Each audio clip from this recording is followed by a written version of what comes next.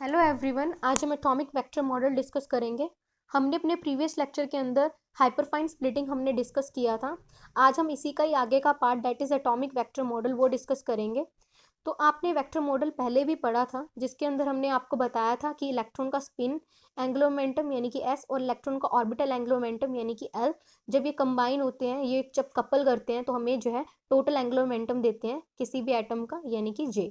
तो यहाँ पे हम ऐसा वेक्टर मॉडल कंस्ट्रक्ट करेंगे जिसके अंदर हम जो है न्यूक्लियर स्पिन को भी लेके चलेंगे, क्योंकि हमें पता है hyperfine splitting is basically due to nuclear spin. तो अब हम ऐसा वेक्टर मॉडल कंस्ट्रक्ट करेंगे जिसके अंदर हम न्यूक्लियर स्पिन का फैक्टर भी हम लेके चलेंगे।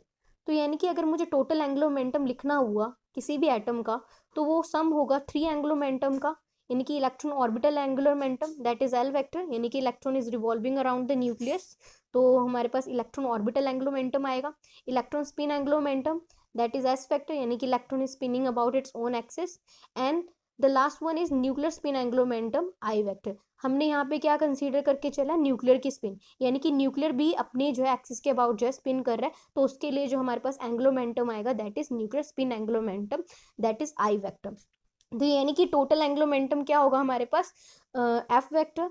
तो एफ वेक्टर से मैंने रिप्रेजेंट किया, that is also vector quantity. तो F vector is equals to L vector plus S vector plus I vector.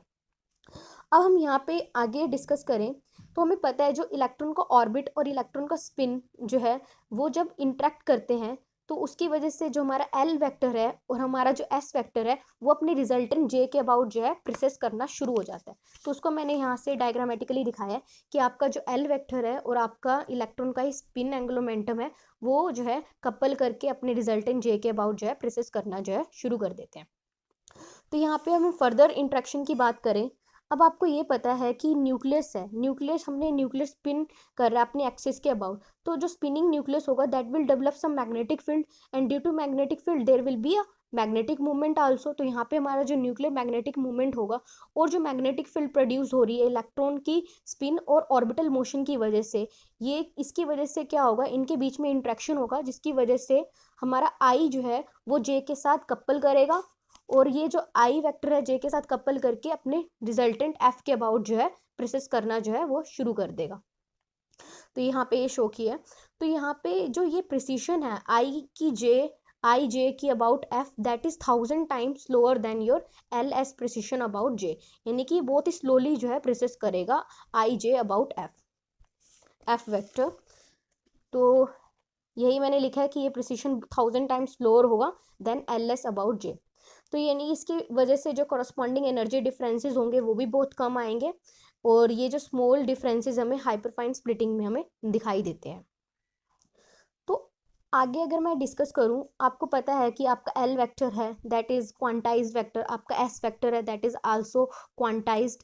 ऐसे ही हमारे पास जो हमारा एफ वेक्टर होगा यानी कि total angular momentum that will be also quantized, that will take quantized values.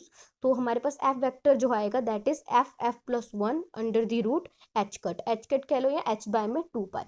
तो यहाँ पे हमारे पास एफ जो है that is your hyperfine quantum number that can take value from I plus में जे से आई माइनस में जे, यानी कि मैंने मोड से रिप्रेजेंट किया, आप ये भी बोल सकते हो जे प्लस आई से जे माइनस आई। तो एफ की जो हमारे पास जो है वैल्यूज जो है डिपेंड करेंगी कि आई जो है हमारा लेस देन है जे से, less than equal to J से जे है, या आई जो है हमारा greater than equal to J है। अगर आई हमारा less than equal to J है तो F can take values 2i plus 1।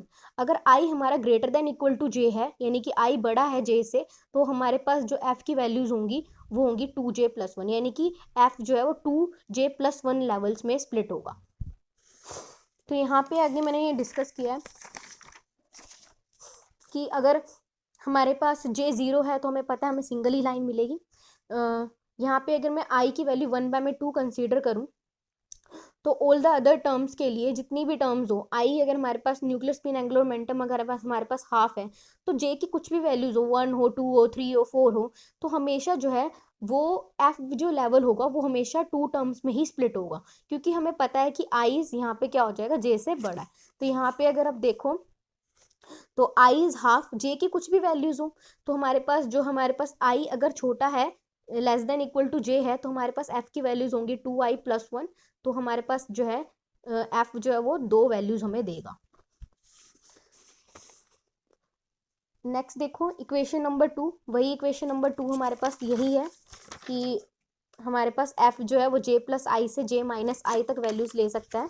तो जो हमारी इक्वेशन नंबर 2 है वो ये कहती है कि जो स्प्लिटिंग है एटॉमिक टर्म्स की इन हाइपरफाइन स्ट्रक्चर के अंदर is different for different atoms of same atom, यानी कि different terms of same atom, मतलब सेम एटम्स की डिफरेंट टर्म्स के लिए जो स्प्लिटिंग होगी हाइपरफाइन लेवल्स के अंदर वो भी क्या होगी, डिफरेंट होगी। तो यहाँ पे अगर हम आगे कंसीडर करें इंट्रैक्शन एनर्जी, जैसे आपने एलएस इंट्रैक्शन एनर्जी पढ़ा, ऐसे ही हमारे पास आई जे इंट्रैक्शन एनर्जी है। तो इंट्रैक्शन एनर्जी आई जे को हम इस फॉर्मूले से रिप्रेजेंट कर रहे हैं, E I J dash 1/2 A dash F F plus 1 minus I plus 1 J minus J plus 1। तो ये इक्वेशन नंबर आपकी 4 है। यहाँ पे ए डैश आपका कांस्टेंट है। अब मुझे दो एफ वैल्यूज मैंने कंसीडर करी, मैंने दो कॉन्जिक्यूटिव एफ वैल्यूज कंसीडर करी, एक एफ प्लस 1 और एक एफ। तो मुझे इनके बीच में जो है सेपरेशन जानना है। तो वो क्या होगा, आप जो हमारे पास इंट्रैक्शन एनर्जी है ईजे में, तो आप एक बार एफ को सब्सटीट्यूट कर दोगे एफ प्लस 1 और एक बार आप एफ को सब्सटीट्यूट कर दोगे एफ। तो इन दोनों का जब हम डिफरेंस लेंगे तो हमारे पास जो डेल्टा ई आएगा, ये जो सेपरेशन आएगी वो निकल के आएगी 1/2 A dash F F plus 1 F plus में 2 minus of F F plus 1। तो यहाँ पे हम इसको सब सॉल्व करेंगे तो हमारे पास जो डिफरेंस आएगा that is delta E is a dash F plus 1। तो यानी कि जो एनर्जी इंटरवल्स आए हैं हमारे पास, दो लेवल्स के बीच में जो एनर्जी इंटरवल है वो प्रोपोर्शनल है आपका लार्जर एफ वैल्यू से, यानी कि जो हमारे पास जो सेपरेशन होगी यानी कि वो हमारी प्रोपोर्शनल होगी, या कह सकते हो डिपेंड करती है आपकी हायर एफ वैल्यूज के ऊपर। तो यही आपका लैंडे इंटरवल रूल भी होता है। तो यहाँ पे अगर मैं देखूँ सिलेक्शन रूल अगर मुझे एफ के लिए लिखनी है फॉर इलेक्ट्रिक डाइपोल ट्रांजिशंस के लिए, जैसे आपने जे के सिलेक्शन रूल्स किए थे वो क्या होता था, डेल्टा जे 0 प्लस माइनस 1 और 0 से 0 एक्सक्लूडेड होता था। तो सिमिलरली हमारे पास सिलेक्शन रूल एफ के क्या होंगे, वो होंगे आपके पास delta F is 0 plus minus 1 और आपकी जो ट्रांजिशन है 0 से 0 वो क्या होगी, आपकी एक्सक्लूडेड होगी। तो यहाँ पे मैंने यही शो किया हुआ है। अब मैंने यहाँ पे कंसीडर किया एक केस, तो केस हमने कंसीडर किया है, हमने हाइपरफाइन स्प्लिटिंग हम देख रहे हैं बिस्मथ लाइन की, जिसकी हमारे पास स्पेक्ट्रल लाइन की जो हमारे पास वेवलेंथ है दैट इज़ 4722 एंगस्ट्रॉम। तो यहाँ पे हमें पता है जो बिस्मथ है उसके लिए हमारे पास जो न्यूक्लियर स्पिन एंगुलर मोमेंटम होता है दैट इज़ 9/2। हर एटम का अपना जो है न्यूक्लियर स्पिन एंगुलर मोमेंटम होता है, तो बिस्मथ का हमारे पास जो न्यूक्लियर स्पिन एंगुलर मोमेंटम है दैट इज़ 9/2। तो फाइन स्ट्रक्चर जो हमारा बिस्मथ का होता है वो जे कपलिंग शो करता है। तो ये हमने यहाँ पे ट्रांजिशन कंसीडर कर रहे हैं जे 1/2 से जे 3/2, यानी कि 6p2 7s से 6p3 में, यानी कि जे 1/2 से ट्रांजिशन हो रही है जे 3/2 में। तो हम इस लाइन के कॉरस्पॉन्डिंग ट्रांजिशन देख रहे हैं।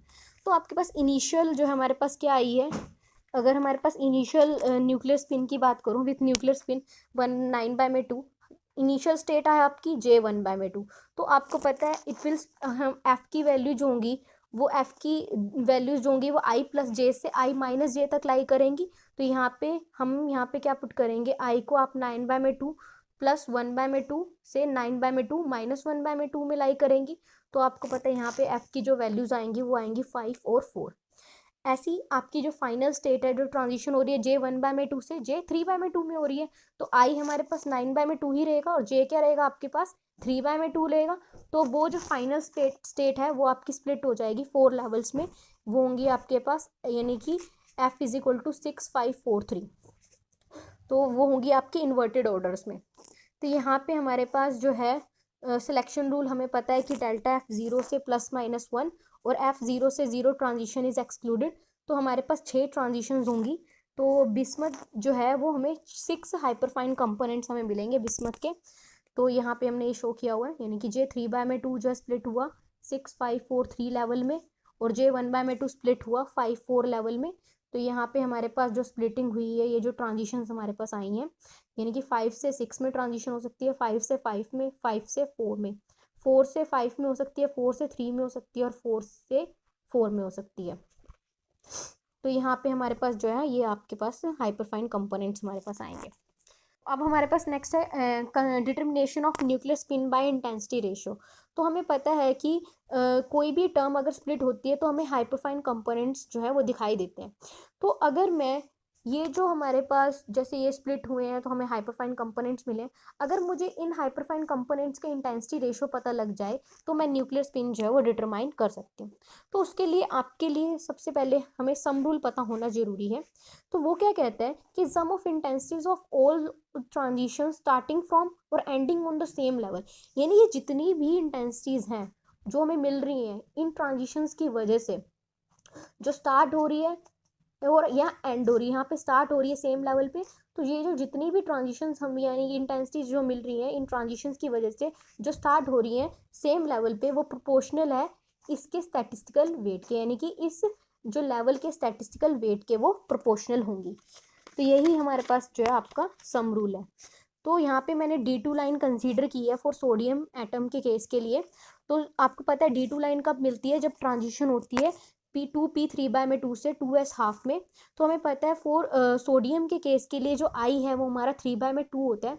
तो यहाँ पे हमारे पास J 3/2 है, तो F will split into I plus J से I माइनस J लेवल, यानी कि 3 2 1 0 ये हमारे पास F लेवल्स आ जाएंगे। ऐसे ही 2s हाफ के लिए I हमें पता है 3/2 है, J क्या है 1/2, तो F की वैल्यूज होंगी आपके पास I प्लस J से I माइनस J, यानी कि 2 और 1। तो यहाँ पे वही सम रूल हम लगाएंगे कि जो भी हमारे इंटेंसिटी रेशियोज हैं, यानी कि sum of all the intensities of all the transitions sum of intensities of all the transitions arising from और ending on the same level is proportional to its statistical wait.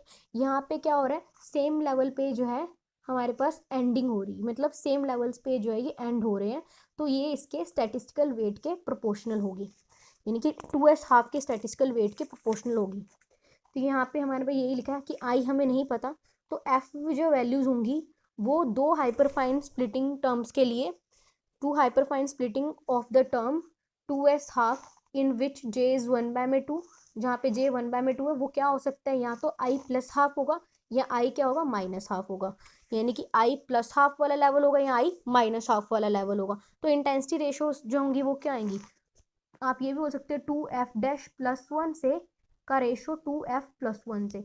तो f' हमारे पास क्या है i plus half वाला level, और f level क्या है हमारे पास i माइनस हाफ लेवल के।